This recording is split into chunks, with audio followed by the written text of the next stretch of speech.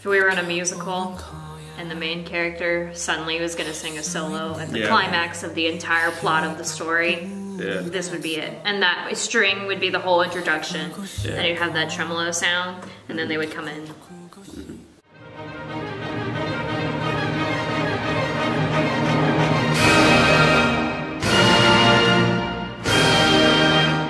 Last one! For the 7th and final BTS solo in the Wings album, you will be reacting to Jin's song Awake. Many people participated in writing the song. Jin, Rap Monster, J-Hope, a person named Jin Young, Giduk, Hitman, Bang PD, and Slow Rabbit. So Jin actually is most known for his visuals in this group, and he debuted with no prior dance or singing training.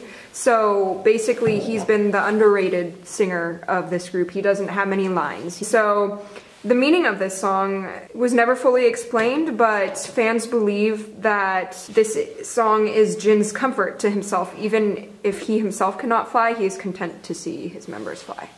Okay. Jin's my favorite. Although Redmon's pretty dope. 1 to 12. Ooh, feels. Hollywood. Ah, there we go. Walk Yep. A little bit.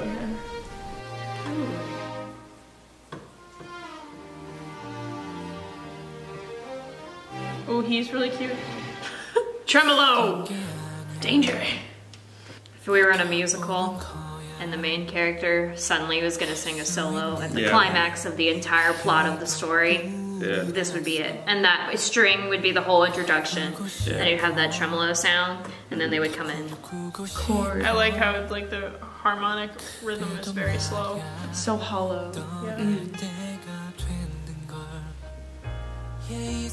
Yeah.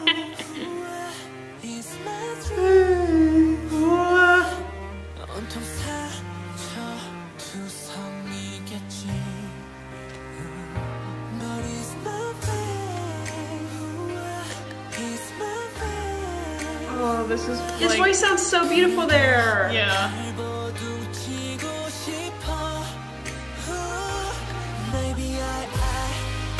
I rather like his voice.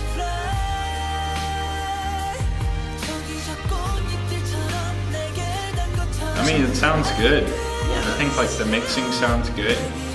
Yes, the mixing's good. This is generally the least like compressed, like we've heard, so it's very nice. I want to like slow dance to this song. Okay. Ooh. Did you hear that? That was like a wee slide whistle, but it was like on the strings. It's like a violin. I like the percussion. Like very little filtered stuff.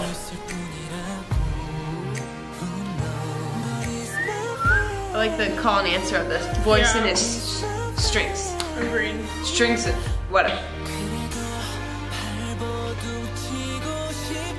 I love this chorus. Again, it sounds so positive opening out, and then like you get halfway through the phrase and it's like, nope. Like happy, it's just kidding. It's minor. I was gonna say it's like minor, but it doesn't feel that minor. The harmonic rhythm and like also the melodic rhythm makes like a lot of sense. It's just easy for listeners to go along with it. Nice harmony. Yeah. I think there's also just a lot of mixture in this. Yeah. So like at points it doesn't really sound like it's minor. I think they avoid scale degrees that make it minor. Like they just don't have it, so. I thought you were just gonna say they just avoid scale degrees, and I was like saying. I feel like this is the quietest we've ever been. Because you just can't talk over this kind of music.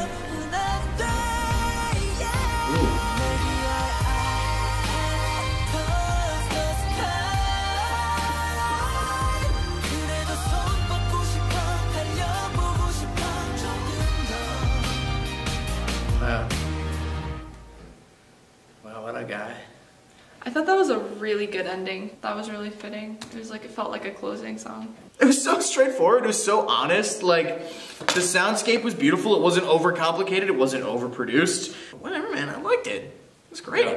Do you think the melody and harmonies complemented the message? I got the vibe of like, you know, man, it doesn't matter what I can do because I love you and I'm proud of you, you know?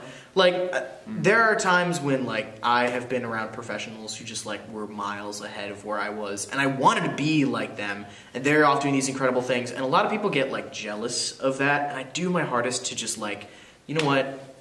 You're doing what I want to do, and I'm proud of you for doing it. Like, that's great, you know? So, I definitely vibe with that. I don't know if I necessarily vibe with the undertone of, like, well, you're the worst one, so that means you gotta kind of play it safe. That, I'm like, that I didn't get at all. I thought that was great. I thought that was like the most straightforward, the most positive. I thought it was the most unassumingly good, well-written pop song. I dug it. I thought it was one of the longer ones we listened to, and I thought it was great. I wasn't like, all right, one too many choruses. I thought it was crafted really well. Yeah. I mean, yeah. I don't know, I feel like he's saying like he can't fly, but he's still doing his best. Like, look, but even so I want to reach out my hand, I want to try to run just a little more. So it's like, he says that he can't like do it, but he's still willing to try his best, and I think that's like what really matters the most, and that's why he is very successful, even having come in without the same experience as the rest of the group.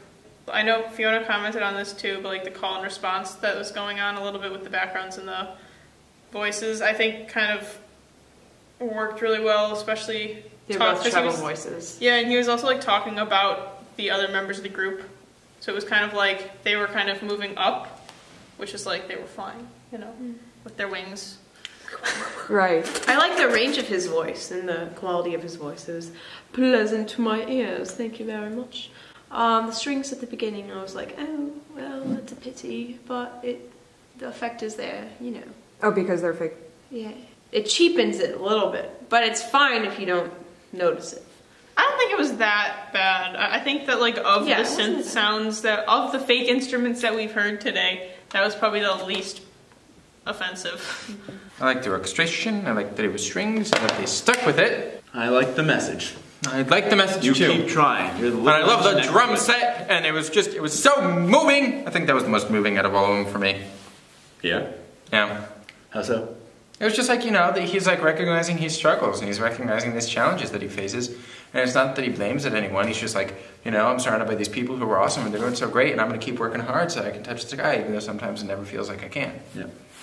Which I think is something we all can relate to some certain extent. Yeah. The strings were kind of like, you know, the lines were kind of flying themselves, you know, and really kind of dancing around his words, which was cool because it added for added effect. There wasn't anything really like fast and like doo-doo-doo-doo-doo, which would remind me of like flying or something. Because he kept saying, I can't fly, maybe I can't fly. Because there seemed to be like, there seemed to be a lot of like interplay between what he was saying and what was going on in the backgrounds, whereas oftentimes it's like, here's a beat, they sing over it. You know, sometimes you get like moments of that when it goes back and forth, but for this one I felt like the backgrounds and the melody kind of wove and like worked together, which was really cool. It's cool. I thought this was like one of the more musically simple. It's, yeah. Like, I mean, it's simplistic, but not like just because like everything before it that has like gone through so much crap. But at the same time, it's, you know, it like clears your palate in a way. It's less R&B and more pop, which already implies that the chord, you know, the R&B chords are going to be a little fatter, a little richer, but this one just more simple. All right, so summing up your overall experience of all these 7 songs, which one was your favorite and why, and what do you think of all of them? I like the mom one because it's cute. That was just nice to listen to. Well, honestly, I liked Lie and also the Begin. It's probably either Begin or Stigma. Oh, I actually think this one. Okay, I think this one's my my favorite one. Okay, reasons? For what I already said. Okay. I mean, The groove in that one was cool, and I also like this last one, Awake. Lie. I like this one. This is my favorite. That one had Lie. This one and Lie, yeah, I would say. Yeah. For different reasons. Because this one's like, it's totally about like the supporting guy. He's just like, yo, I got you guys. I might not be able to do this, but like you can, and I'll stretch my hand and I will run and I will do what I can, and you know, that's all you ever can do. I also really like the piano one. First Love. Yes, First Love. That like relates to us on a spiritual level. Those three were my favorite. My favorite was Jungkook Begin. 100% my favorite. I liked a lot of them for different reasons. What was the Lie? Pick one, you politician. I'm picking two. Jimin's Lie? Yeah, it was just really catchy. I mean, I'm like still thinking of it. Which one was that? The compound meter one. Yeah. Oh, shit! Yeah. But then, so that's like my favorite one. Oh, Lie. That's my favorite one musically. And then I think Rapmon Reflection was my favorite one, like, lyrically. I don't know. So I'd probably say Lie. Not gonna lie. Oh. Mama all the way. Mamma mia. No. Here we go again. No, I love the music and I love the message. I liked this last one. I think probably was my favorite. Do you have anything to sum up thoughts on all 7 solo songs too? You know, it's like really something, because like when you see BTS, or at least when I see BTS, you imagine that these are like just like faces of like just total success. You know, That's like, true. They're attractive, they can do everything, they can dance, they can sing, they like have so many fans, and they're they've got like, you know, the money's coming in, they're touring, and they can still sing about experiences like this, where like, you know, like Jin's like I can never fly, the type of deal, where it's like, you know, I feel like these songs really touch on like the superficial aspects of like mainstream pop. Like not just mainstream pop, but like achievement within society. You know how like material achievement or like superficial achievement will never grant you the emotional satisfaction that you wish to seek within yourself. Right. Every message is really powerful. You know, there's like rooted in like some sort of personal struggle, and like they can kind of convey that. Because oftentimes when we see BTS, it's like this usually high energy, and we always assume it's like, oh wow, their lives must be great, everything must be great all the time. But you know, this album it's kind of very real, right, that's going on, and it's very powerful, very touching. So it's definitely more of a, not necessarily of a banger as their previous stuff is, but at the same time I think it's just as important. Overall, for these 7 songs, I thought my favorite thing about them was definitely just how much symbolism was in them, and between like text painting and just other ways that they portrayed in the music what they were doing in the words and vice versa. So that was really fun. It was engaging, really. This was one of my more favorite things we've reacted to in whole, just because I just kept finding like little Easter eggs, and it was really fun to listen to. So.